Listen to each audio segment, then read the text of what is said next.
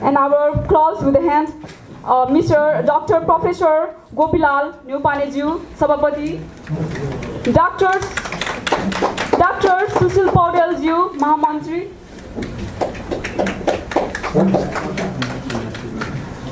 Sri Santa Gautam-Jiu, Kosadhaksha, Sri Dipendra Narayan Shrestha-Jiu, Sadeshya,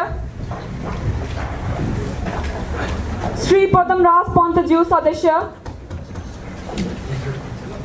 Sri Hariram Sharma Preti, Sadeshya-Jiu, Sri Dipendra Thapa Dharti-Jiu, Sadeshya, Sri Asim Baral-Jiu, Sadeshya,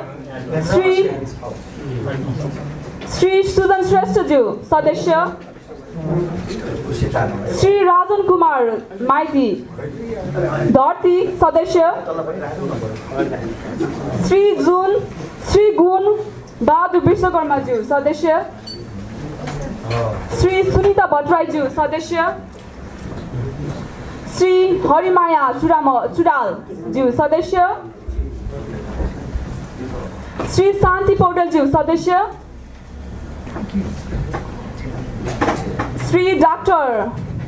Prarthana Neupaneju, Sadeshya, Sri Pravesh Rakheju, Sadeshya, Sri Preeti Bajacharya-Jiu, Sadeshya, Sri Chakabahadur Sai, Sadeshya, Sri Goma Thapa-Jiu, Sadeshya, Sri Khagendra Dakal-Jiu, Sadeshya, Sri Milan Tamang-Jiu, Sadeshya, Sri Indira Kumari Sarel-Jiu, Sadeshya,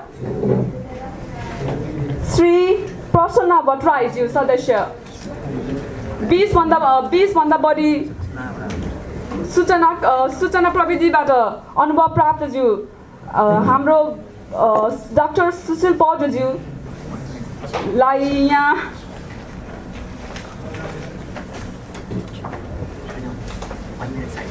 I would like to now, my name is Meena Rai and I would like to be your mastering of ceremony for this historic occasion. I extend a warm welcome to each and every one of you here.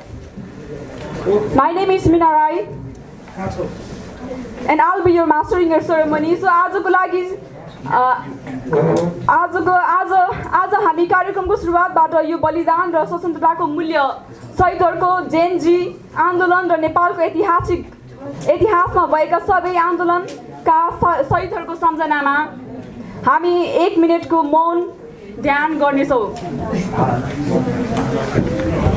उनीहरुको साहस, त्याग र आत्मबललाई सम्झना गर्दै हामी 1 मिनेटको लागि मौन धारण गर्नेछौं।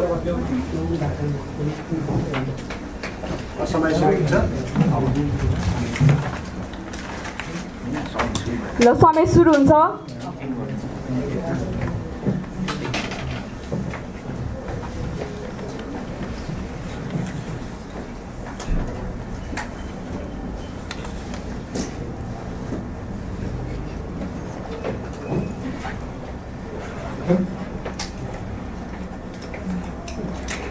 धन्यवाद। Thank you for so much for your time. Please, I would like to welcome to all the members and all the press meet, all the people, all the representatives here. So I would like to welcome our party secretary, Dr. Sushil Paudel, to welcome the welcoming speech, Mr. Dr. Sushil Paudel. धन्यवाद। आजको यस पत्रकार सम्मेलनमा उपस्थित भई सम्मेलनको शोभा बढाइदिनु भएकोमा सबै पत्रकार मित्रहरूलाई धन्यवाद दिँदै यस कार्यक्रममा हार्दिक स्वागत गर्दछु। 2082 असोज 25 गते शनिबार भएको धुम्बाराई भेलाले नेपाल लिबरल पार्टीको विधिवत गठन भई 2082 कार्तिक 2 गते निर्वाचन आयोगमा दल दर्ताको लागि निवेदन दिएको कुरा यहाँहरू सबैलाई सहर्ष जानकारी गराउन चाहन्छौँ। हाम्रो पार्टीको 23 सदस्यीय केन्द्रीय तदर्थ समितिको सभापतिमा प्राध्यापक डाक्टर गोपीलाल न्युपानेज्यू, महामन्त्रीमा म डाक्टर सुशील पौडेल र कोषाध्यक्षमा श्री शान्त गौतमजी हुनुहुन्छ। त्यस्तै गरी सदस्यहरूमा विद्वान मित्रहरू श्री गुणबहादुर विश्वकर्मा, श्री हरिराम शर्मा उप्रेती र खगेन्द्र ढकालजी हुनुहुन्छ भने 2 दशकभन्दा बढी सूचना प्रविधि क्षेत्रमा अनुभव प्राप्त श्री दिपेन्द्र नारायण श्रेष्ठज्यू, कम्प्युटर इन्जिनियर श्री प्रवेश साकेज्यू, कम्प्युटर विशेषज्ञ श्री पदमराज पन्तज्यू, कम्प्युटर विशेषज्ञ श्री राजकुमार भारतीज्यू, कम्प्युटर विशेषज्ञ श्री सुजन श्रेष्ठ हुनुहुन्छ। त्यस्तै युवा पुस्ताबाट श्री प्रसन्ना भट्टराई, श्री दिपेन्द्र थापा घतेज्यू, श्री मिलन तामाङज्यू, श्री झक्कबहादुर साईज्यू र श्री इन्जिनियर असीम बराज्यू हुनुहुन्छ। त्यस्तै महिला सदस्यहरूमा डाक्टर प्रार्थना नौपानेज्यू, श्री शान्ति पौडेलज्यू, श्री प्रीति बजाचार्यज्यू, श्री सुनिता भट्टराईज्यू, श्री माया जुरालज्यू, श्री इन्दिरा कुमारी खरेलज्यू र श्री गोमा थापाज्यू रहनु भएको छ। पार्टीको चुनाव चिन्ह सिक्का प्रस्ताव गरेका छौँ। हामी एक संवैधानिक शक्ति हौँ र हाल रहेका कमी कमजोरीलाई सुधार्दै अगाडि बढ्न चाहन्छौँ। अब यो देशलाई राजनैतिक क्रान्ति चाहिँदैन, हत्या हिंसा र आगजनी चाहिँदैन। राजनैतिक क्रान्तिमै 2 पुस्ता बित्न लागे। घोर गरिबी र कुशासनमा हामी सबै उकुस मुकुस भइसकेका छौँ।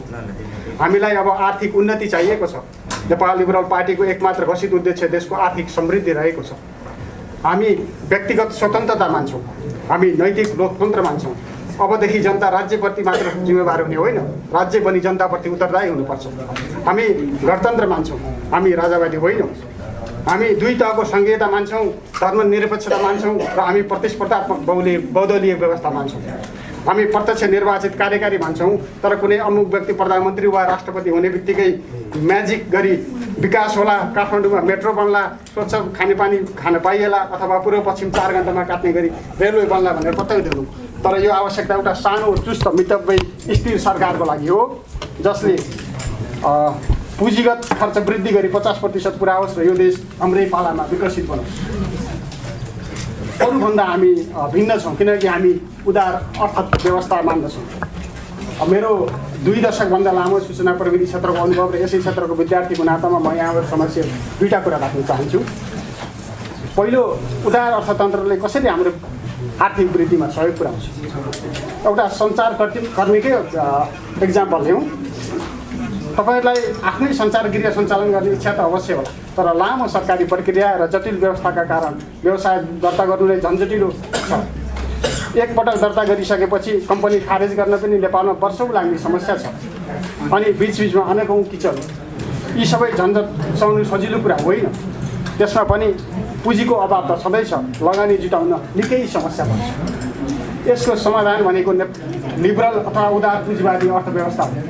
हामी बिना कुनै शुल्क एकै दिनमा अनलाइनबाट कुनै एक सरकारी कार्यालयमा कम्पनी दर्ता गरेर आफ्नो व्यवसाय सुरु गर्न सक्ने व्यवस्था बनाउनेछौँ। कम्पनी सुरु गर्दा कुन व्यवसाय गर्छु भने खुलाउनु पनि पर्दैन, खुला लाइसेन्स प्रणाली हुनेछ। पुँजी नभएको अवस्थामा प्रोजेक्ट बेस्ड फन्डिङको व्यवस्था गर्छौँ। तपाईँ हामी जस्ता सर्वसाधारणले ऋण लिन जग्गा दिँदो राख्नुपर्ने पुरानो व्यवस्था खारेज गर्छौँ। अबको व्यवस्था गरिब जन्मिँदैमा कोही पनि गरिब अबको व्यवस्थामा गरिब जन्मिँदैमा कोही पनि गरिब जिउनु पर्दैन। सबैले आफ्नो आर्थिक हैसियत बढाउन समान अवसर पाउनेछन्, किनकि तपाईँको नलेज र आइडिया हेरेर ब्याङ्कले ऋण दिनेछ। त्यसका साथै तपाईँ मात्र होइन, सबै नेपालीले आफ्नो डलर खाता खोल्न पाउनेछन्। क्रिप्टो करेन्सी र नयाँ फिनटेक प्रविधिहरू प्रयोग गर्न पाउनेछन्। तपाईँले संसारको जुनसुकै कुनामा आफ्नो कम्पनीको खाता खोल्न सक्नुहुनेछ।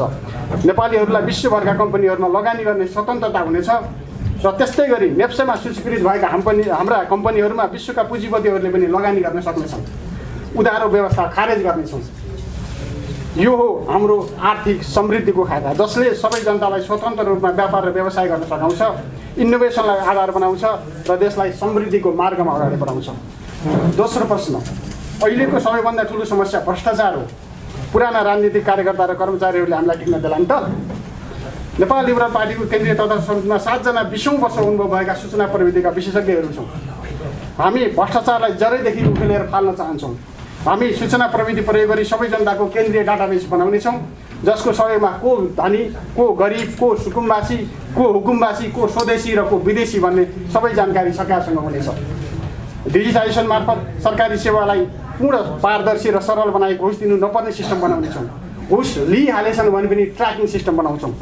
खरिद ऐनलाई पारदर्शी बनाइनेछ र नीतिगत भ्रष्टाचार नियन्त्रण गर्न अख्तियार दुरुपयोग अनुसन्धान आयोगलाई थप सशक्त बनाउँदै राष्ट्रपति कार्यालय, मन्त्री परिषद, संवैधानिक आयोग र अदालत जस्ता सबै सार्वजनिक क्षेत्रमा अनुसन्धानको दायरा विस्तार गरिनेछ। नेपाल प्रहरीको सङ्ख्या र अदालतमा न्यायाधीशको सङ्ख्या दोब्बर बनाइनेछ। अनावश्यक राजनीतिक संरचना र कर्मचारीको सङ्ख्या 50% कटौती गरिन्छ र एआई र डिजिटाइजेसन मार्फत कामलाई स्वचालित बनाइनेछ, जसले भ्रष्टाचारलाई लगभग निर्मूल पार्नेछ। विभिन्न करहरूलाई खारेज गरी एकल कर प्रणाली लागू गरिनेछ। कर चुहावट रोकेर हालको 12 खर्बको राजस्वलाई बढाउँदै विकास र चालु खर्चको अनुपात 50-50%को हाराहारीमा ल्याइनेछ। यस्ता धेरै कुराहरू छन् जुन गर्न बाँकी छ, जो जनताका हितमा छन्।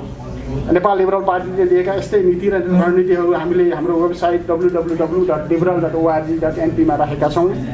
त्यसमा भिजिट गरी त्यस्तै पार्टी सदस्यताका लागि देशैभरिबाट शुभेच्छुक मित्रहरूले अनलाइनमा अप्लाई गर्ने क्रम जारी छ। त्यसमा पनि आज हामीले राष्ट्रिय परिषद सदस्यता खुला गरेका छौँ, जुन पार्टीको शक्तिशाली विशेष अधिकार प्राप्त कमिटी हुनेछ र सबैले यस मौकाको फाइदा लिनुहुनेछ भन्ने आशा लिएका छौँ। पुराना पार्टीमा रहनुभएका स्वच्छ सबैका मित्रहरूलाई पनि यस आर्थिक उन्नतिको यात्रामा, भ्रष्टाचार विरोधी यात्रामा सहभागी हुन म आह्वान गर्दछु। हामी लेफ्ट पनि नढल्कौँ, राइट पनि नढल्कौँ, आउनुहोस् हामी सिधा हिँडौँ, उन्नतिको बाटो हिँडौँ। अन्तमा मनुस्मृतिमा लेखिएको छ, उदारम सर्व एवैत एव सेवा परायण, अर्थात् उदार व्यक्ति सबैको सेवा र कल्याणमा समर्पित हुन्छन्। हामी उदारवादी हौँ, विशाल मन र सर्वहितकारी दृष्टिकोणसहित अगाडि बढ्नेछौँ भनी जनतामा प्रण गर्दछौँ। अन्तमा सम्पूर्ण उपस्थित पत्रकारजीहरूलाई पुनः स्वागत गर्दै म आफ्नो मन्तव्य विसर्जन गर्छु।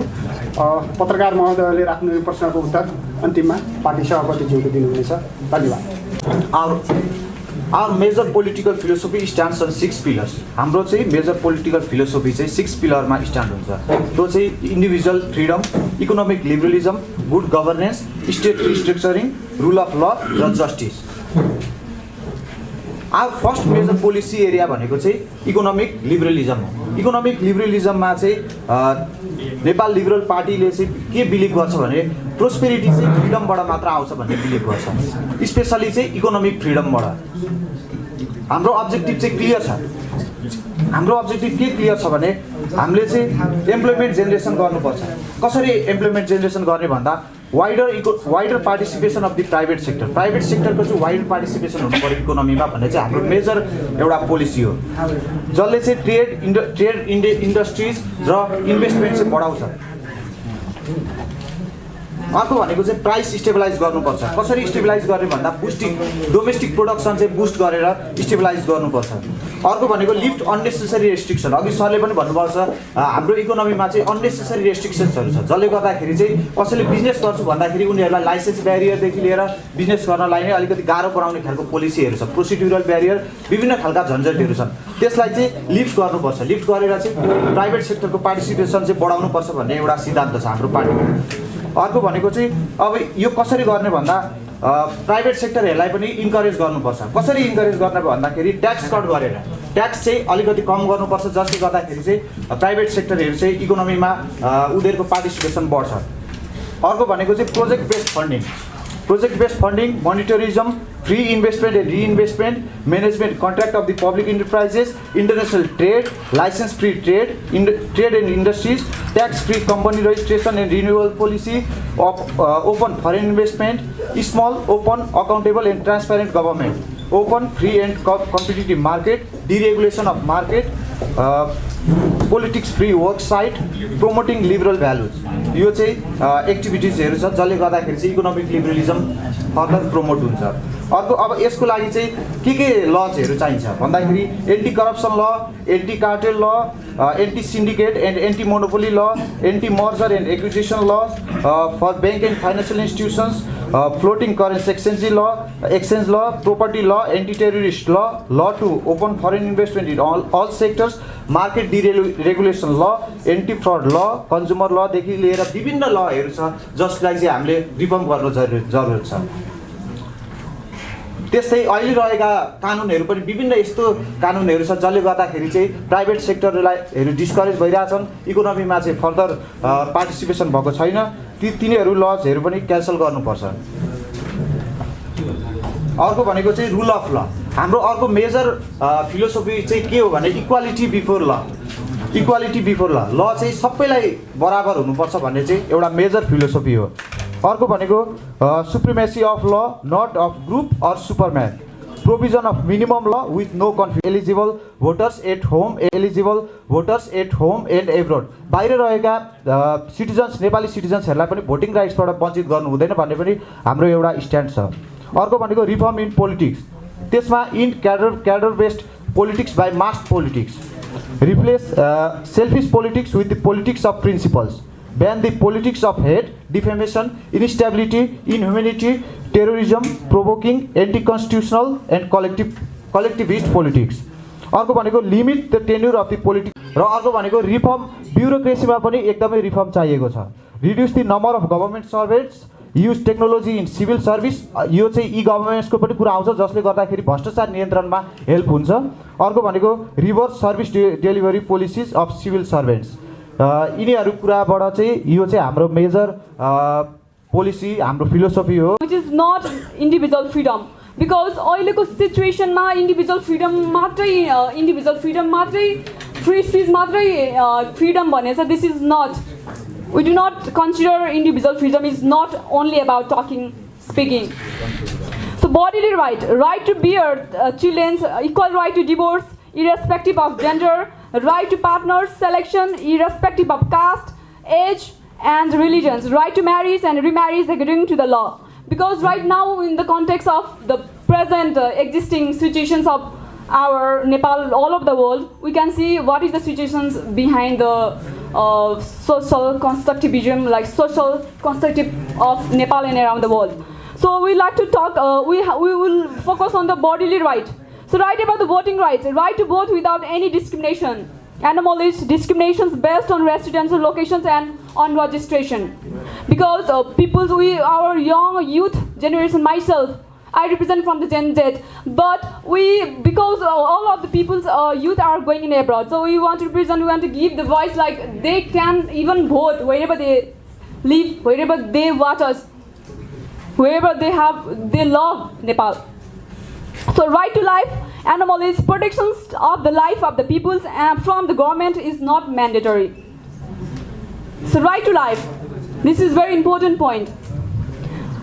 Right to equal, right to self-defense. Powerful people can keep guns and threat the people, but common people has no right to keep arms. This is also not prejudice. Because right now we can see the people who are in the news, like we can see a lot of incidents happening. Right of business and investment, anomalies, the license rules is a barrier of investment and business person, because individual who are because right, we can see the patron client relations, that there is an excess of the business people, those who want to do the business in this Nepal. We want to give some space, we want to grow economically. Without growing the economics, country cannot develop. Right to property, right to get paid tax back without discriminations, unused tax to given back to the taxpayers. Anomalies, only the businessmen and rich people are being paid back, not the individuals. Those who are paying the tax, their tax are not properly returned. So right of access to resources, all people irrespective of political power must have equal access to the resource of the country. Unequal distribution of profit earned by public enterprises, nepotism and favorism. We can see this, the growing phase of the Gen Z movements is like the nepotism and favorism is very complex. So we want to break this nexus. So in the use of the natural resources and political bias in the appointment of the high rank political position. So for requires laws for individual freedom, bill for voting rights, bill to expression and impression right, right to know, bill for a property and profit right, bill for tax return right, bill against discrimination of access to resources. Justice system, increase of judicial budget by 5 times. one of the most crucial point of this justice, what the Liberal Party demands. Restructuring of the judicial system, separate bar from the bench to reduce the influence of the bar on decisions of the bench. Eliminate the Attorney General office by the system of hiring independent lawyers to defend the government case. And now in a democratic country, we always think about the good governance. Corruption control. CIA as a regulatory body to audit all government expenses, including President's office, the office of the minister, the court, the military, and the constitutional bodies. Use of technologies in property purification, money laundering. Dominant CIB's role of execution. Bills of anti-fraud, crimes and terrorism law. End of predator and precursor and culture of supporting the predator. We need to end this. Free and accountable policing. Technically equipped police. Increase the security budget by 3 times. Supremacy of the law, moral democracies. That is a fusion of morality in the politics, which is very lacking. Small, limited, transparent, accountable government. Focus on crime, not the criminals. Focus on single meaning of law's interpretation. Bill against undoing, delaying work pending, not doing, and misinterpretations of public work by the civil servant law. Sharp reductions of public holidays. Thank you for my this is myself representation of this People's Party. So I'd like to call for our party chief, the Professor Dr. Gopilal Mainale, for his speech. I'd like to welcome Professor Dr. Gopilal Nepane.